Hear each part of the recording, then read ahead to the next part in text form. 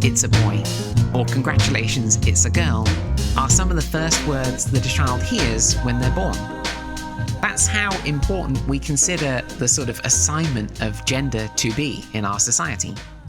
And it's really interesting that there's really only two genders that a doctor, generally speaking, assigns, right? Even though differences of sexual development happen in like 1% of the population, and in 0.5% of the population, we get the assignment wrong entirely because they're transgender. And if we talk about gender non-conforming young people, it's a bit higher than that. So actually, that assignment, as strict as it might seem and as deterministic as it might seem, actually it doesn't kind of make sense for it to have the lack of provisionality that it has. It's not as though doctors say, congratulations, it's a boy, or congratulations, it's a girl, but at some point you're going to have to ask them, right? It's strange that we don't do that given how frequent it is that we get that assignment wrong in some way. And doctors use a particular means by which they make that assignment. They look down. Now, in order to make sense of this, we're going to need a language to describe it, right? We can't talk about gender as a unilateral construct, as a singular whole, because clearly doctors are making assumptions about what a child's gender, what their experience of their own gender is likely to be, given the appearance of their physical characteristics at birth. Those two ideas are quite separate to one another, and we need to distinguish between them in our language to make sense of what we need to talk about next. So I want you to think about gender not as a unilateral whole, but as three distinct components: biological configuration, gender identity, and gender expression. Biological configuration is how a body is configured in relation to gendered anatomy, right? Your primary and secondary sexual characteristics fall into that category. So does your chromosomes, for that matter. Now, gender identity is separate from how a body is configured. Bodily configuration and gender identity are not the same thing. Though in our society, we kind of tend to assume that there's a deterministic relationship between the two. We tend to assume that what a child is born with physically will determine their gender identity. This is a good shorthand, works in most cases, but not in all cases. And that tells us that gender identity is usefully, meaningfully distinguished from biological configuration. It's useful to keep it separate. Now, gender identity, this is a tricky thing to define, okay? Science doesn't have a good and easy time trying to define it. But I think it was Mineville who said, the only thing that's consistent within any given gender identity, such as man or woman, perhaps amongst others, is a deep-seated sense of identification with that concept. The term rings true, it holds meaning. Something inside of us says, yes, that's right, that feels like home, that's what I am. If I were to ask you what gender you are, it's not as if you'd have to look down, right? And gender expression. Gender expression is how somebody performs their gender to themselves and to the world.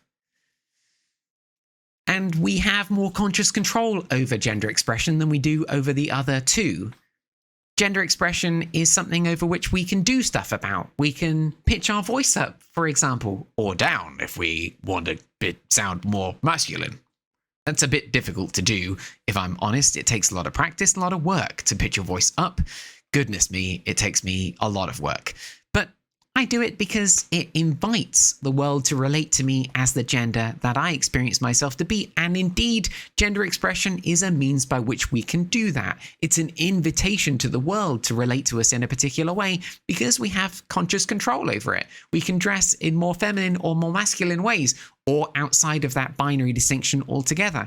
We can engage in different kind of use of mannerisms, how we talk, how we gesticulate, the turns of phrase that we use, how we greet each other changes depending on the kind of gender expression that we exhibit and upon other people's perception of our gender based on that expression. Now, being able to present in the world as the gender that we experience ourselves to be is difficult. It's like it takes a lot of work and it leans on a good deal of privilege. You know, I am fairly fortunate in the world that when I transitioned, I work in educational psychology, and I transitioned at 28, and I remember the fear that I had of a world that might see me as a boy trying to be a girl rather than as a woman in the world, that saw me as transgender. And I was privileged, there's no other word for it, that the world just fairly quickly started to see me as a girl in it. Some fluke of my biology, of my facial structure, of the way that I responded to hormones allowed me to do that. And it doesn't allow everybody to do that so easily. And so we have medical transition services to help us to change our sort of physical configuration as much as we can to make us fit better in a binary world. Now, it's not ideal, and lots of people don't experience themselves in a binary way at all. And maybe lots of people need access to transition-related services to just create congruence where there is otherwise incongruence. That's often the motivation here, though it isn't always. It is possible for people to have incongruence between their biological configuration, their gender identity, and their gender expression. And a lot of the work that we do in transition is to bring congruence to an otherwise incongruent situation. My body spoke to a male identity that I didn't hold. And so I feminized it as much as I could through transition. And I feminized my gender expression as much as I could to bring congruence to an otherwise incongruent situation. That incongruence, if I say that word one more time, someone throws something at me, leads often to what we describe as a kind of existential distress, a fear that we will never be in the world as we experience ourselves to be. We will never be related to as the way that we experience ourselves to be. That distress is sometimes called gender dysphoria, though that term is a little bit older now. And often we're starting to wonder whether that dysphoria, in inverted commas, isn't so much a direct consequence of that incongruence. Don't throw things at me. But instead is a consequence of the world's expectation of a binary gender and the determinism of that assignment at birth that we as transgender folk, as gender diverse folk, have to transgress. It might not be that the experience of being transgender is itself distressing. In fact, the evidence suggests it probably isn't, but rather the expectations of society as being very binary and very deterministic, we have to transgress those just to exist. And in that transgression, we have to butt up against, threats to belonging. And that's what causes this kind of distress. So let's talk a little bit about that expectation. So within biological configuration, gender identity, and gender expression, the world that we have still assigns genders at birth, if not before, on the basis of how somebody appears, right? By looking down. That assignment is then made without any provisionality. Parents aren't told, hey, but you're going to have to ask them. And so the model of gender that we have as basically true in the world is one that says there are two genders, male and female, and there are an associated set of biological, behavioral, social, emotional characteristics that set one as distinct from the other. And which gender you are as a whole, complete gender, can be accurately assigned at birth, because what determines your gender identity, what determines your gender expression, is the same thing that determines your appearance at birth. Whatever it is that makes you essentially male or essentially female makes you wholly male and wholly female. So our assignment at birth makes perfect sense because, yeah, that's it. That's who you are. That's what you are. And if you experience yourself to be something different, therefore, you must have some kind of problem, or you must be different in some way. Our assumptions of gender are problematically exclusive, right? This model of gender is known as gender essentialism, sometimes sexual dimorphism, says there are two genders in the world, male and female, and which gender you are can be accurately deduced by looking down, because your biological configuration determines your gender identity. Now, in most cases, that tends to be true, at least to some extent, right?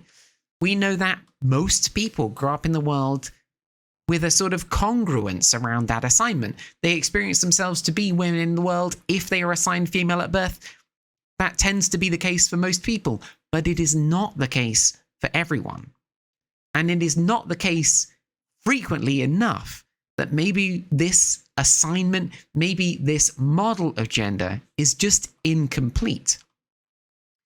And this becomes more problematic when you realize that not only is this gender model, this binary view of gender, not only does it inform our expectations about what we expect people to be like in the world, but we've built an entire society around this distinction. If you take a look at, colors to paint the nursery, they tend to be quite gendered. If you take a look at clothes and toys for children, they tend to be gendered along male and female lines. If you take a look at schools, we still have boys' schools and girls' schools in the UK. If you take a look at school uniforms, take a look at changing rooms and toilets and prisons and, shelters, and maybe appropriately so. But we still have across a whole range of experiences. I went to a restaurant the other week. I went to the bathroom. I opened the door. There are 6 cubicles. No, 2 rooms, just 6 cubicles. But they had labeled 3 of them male and 3 of them female. And I popped my head into each just to kind of take a quick look around. There was nobody in any of them, thank goodness. But I took a quick gander. They were identical to one another. And just, if you take a look in your environment, go around the place, take a look, you'll see that the world that we have created deeply expects there to be just 2 genders in the world, male and female. And it expects you more than that. It expects that your assignment is correct. Which gender you were assigned at birth is the one that's right for you. Congratulations. Enjoy. We don't have systems in place that allow for any other genders to find a place to exist in the world. And herein lies the rub. If a world, let's take that microcosm of the world in that toilet, right? 3 cubicles, male, 3 cubicles, female. There is no room for anybody else to exist in that space. There's no room.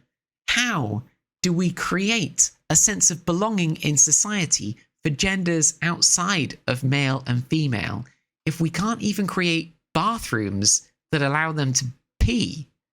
There's just nowhere for them to go to the loo, much less schools, uniforms, toys, books, clothes, changing rooms. If there's no space created for genders outside of the binary, how do people outside of the binary find a way to exist in the world? And moreover, if we start to police the edges of what makes people male and female, such as, for example, if you're a book author and you start to espouse that transgender people, transgender women, there's a real risk to allowing transgender women to access female spaces. If you start to use your power in that way to advocate for gender being a bit tighter, a bit more policed, and you then might find that women who have ways of being in the world that are less typically female, even if they identify as women, Even if they were assigned female at birth, they might find themselves policed in these areas. And this is where our journey takes us next. Our society has this very strict view of gender as male and female, and a very strict understanding that what gender you were assigned at birth is generally speaking on point, because what makes you the gender you are is the same thing that made your physical characteristics. Now, this creates a problem not only for gender diverse communities, we'll come to them. Gender diverse communities, not only the transgender community, but the multitude of communities that experience themselves outside of the binary entirely. But actually, we need to talk about everyone else. We need to talk about men and women in the world, and we need to ask the question, does the policing of the edges of gender, even within the model of male and female, does it create problems for people to exist as themselves in the world? Maybe we're all a little bit caught and a little bit bound by those gendered expectations and the gender norms that guide our behavior and the policing that takes place around them. When we come back, we're going to take a look at the challenges of gender norms and how maybe we're all a little bit bound by them. See you in the next one.